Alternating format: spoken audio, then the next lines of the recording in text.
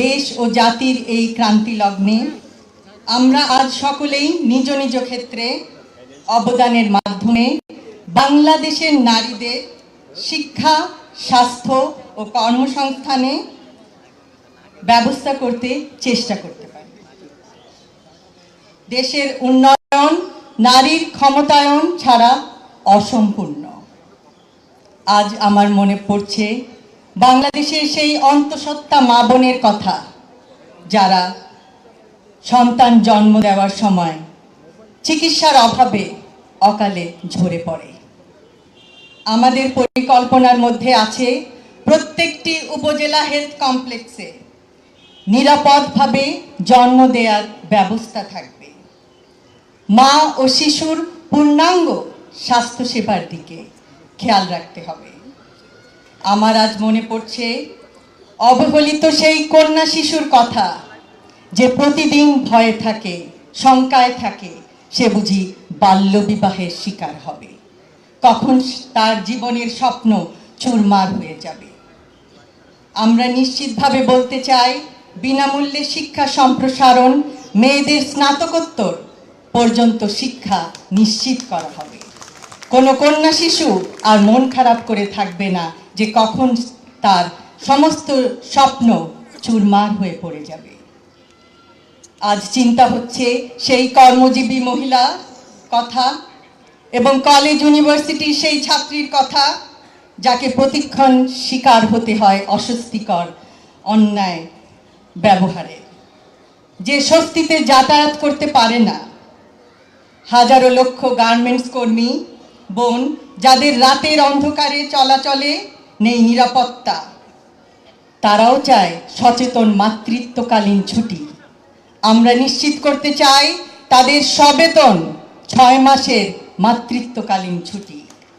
আমরা নিশ্চিত করতে চাই নিরাপত্তা এবং তাদের সুরক্ষা, নিরাপদ আবাসন ও যাতায়াত ব্যবস্থা, কর্মস্থলে ডে কেয়ার সেন্টার।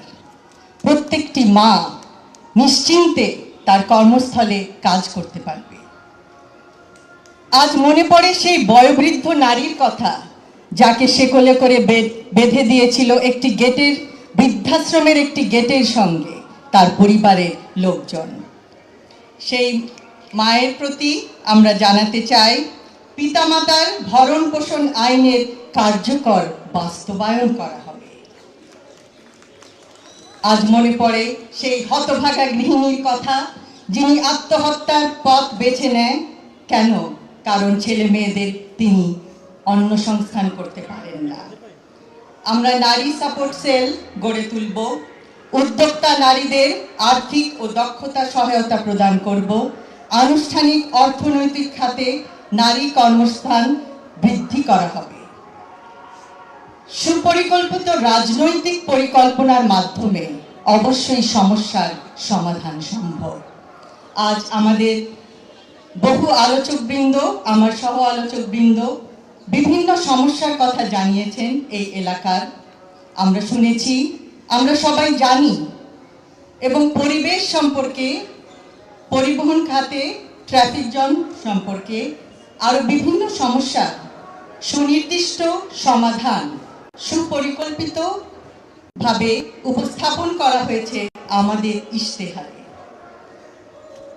আমরা পরিশেষে এই আয়োজক কমিটির প্রত্যেকটি সদস্যকে জানাই আন্তরিক ধন্যবাদ।